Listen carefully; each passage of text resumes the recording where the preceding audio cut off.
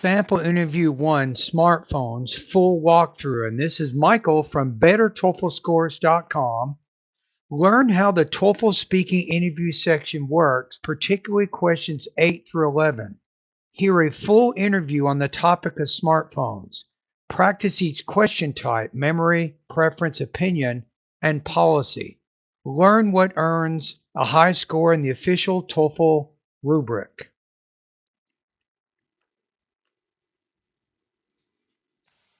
First, let's listen to the narrator setting up the context for this interview. You have agreed to take part in a research study about smartphone usage. You'll have a short online interview with a researcher. The researcher will ask you 4 questions about your experiences and opinions related to smartphone use. Let's begin with the first question, which focuses on memory. Please think back to the last time you used your phone for something important, such as contacting someone, finding your way, making a payment, or translating. Why did you use it then? And what did you like about how it worked for you?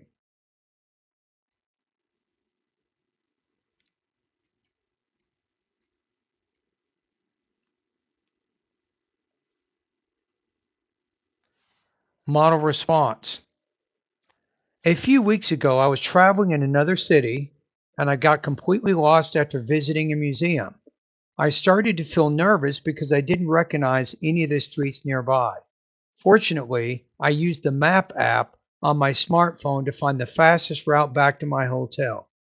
It showed me step-by-step directions and even told me how to reach my destination by bus. I liked how convenient and accurate it was because I didn't have to ask strangers for help. This experience made me realize how dependent I become on my phone for daily navigation. Overall, I felt relieved that technology could save me from such a stressful situation.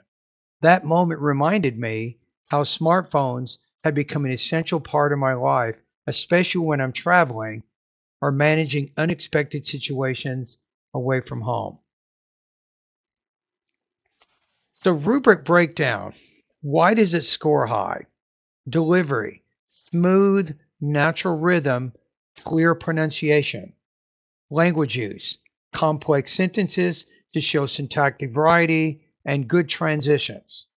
Topic development: clear story, emotional reflection. Key vocabulary: get lost, step-by-step directions, rely on technology, fastest route.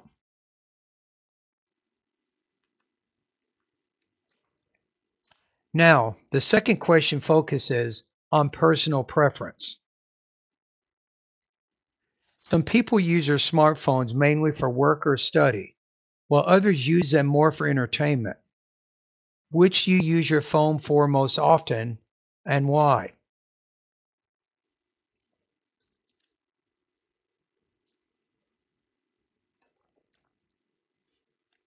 Model response. I mainly use my smartphone for studying because it helps me stay organized and productive. I have several apps that remind me about homework deadlines, manage my calendar, and store class notes. For instance, I use an app called Notion to organize my reading materials and lecture summaries. It saves me time since I can review my notes anytime, even while waiting for the bus. Of course, I occasionally watch videos or check social media, but I try not to overuse my phone for entertainment. In my opinion, smartphones are powerful learning tools if people know how to manage their time wisely. Using my phone for study makes me feel more efficient and in control of my schedule. It allows me to balance academic work with personal life and make better use of the small breaks throughout my day.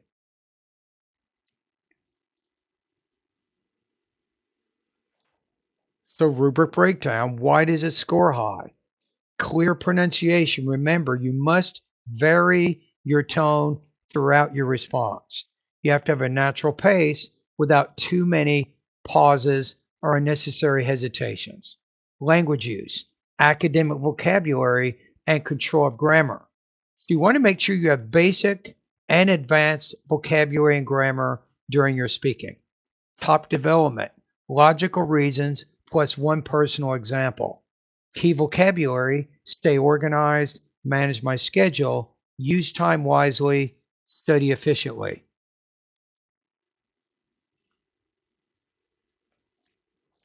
The third question asks for your opinion on a general issue.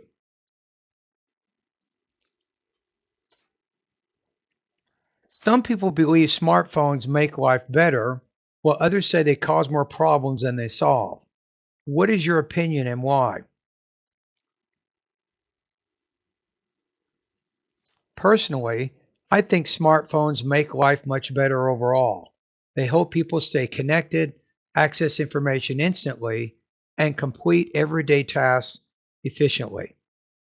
For example, when I need to contact a professor to check class updates, I can do that instantly through messaging apps or email.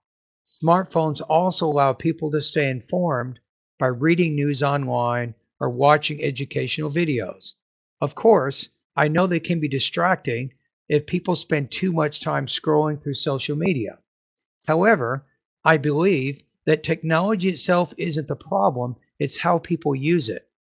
If we develop discipline and balance, smartphones can truly improve productivity and learning. In my case, I couldn't imagine studying or traveling without my phone because it helps me stay organized, safe, and informed. Overall, smartphones have become an indispensable tool that simplifies modern life. Rubric breakdown: delivery, confident, fluent speech.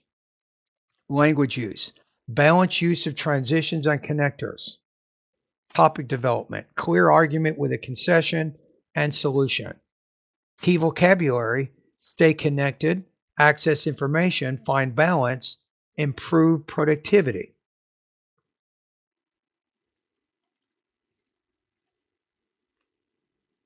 Question 4, policy. The fourth question asks for your opinion on a policy or social issue. Some schools have banned smartphone use in classrooms, while others allow it for learning. Do you think schools should allow students to use smartphones in class? Why or why not?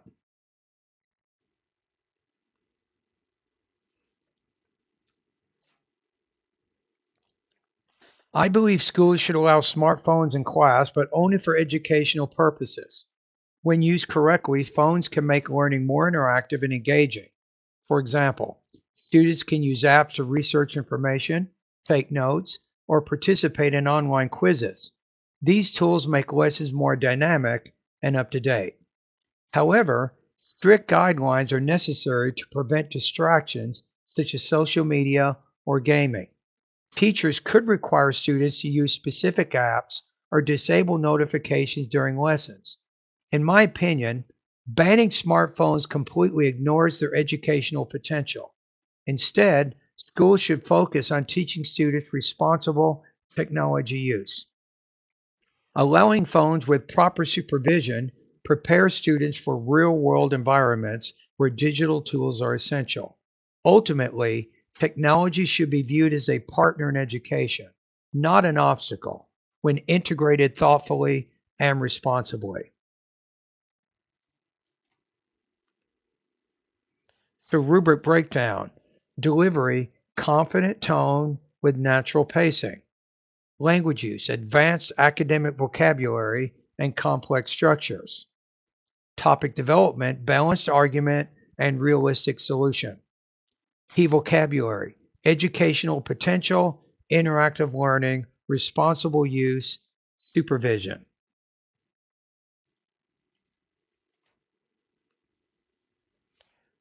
Vocabulary and phrases review. So, vocabulary is crucial. And the key to the vocabulary, like I said before, it's using both basic and advanced vocabulary, and you want to use it in a way that sounds natural, even idiomatic. It's kind of like driving a car, right? When you drive a car, you don't think about it. So you should be able to use this type of vocabulary naturally without too much thinking. So if you don't have what I call automaticity of language use, it means you'll have a lot of pauses as you're speaking, as you try to find grammar and vocabulary to help you express your ideas. But if you're very fluent with speaking, you won't do that. So here are some practical expressions. Stay organized, manage my time, use technology responsibly. Academic phrases. Technology enhances productivity, balance between convenience and distraction, educational potential. Fluency tip. Record, replay, and adjust pronunciation of keywords daily.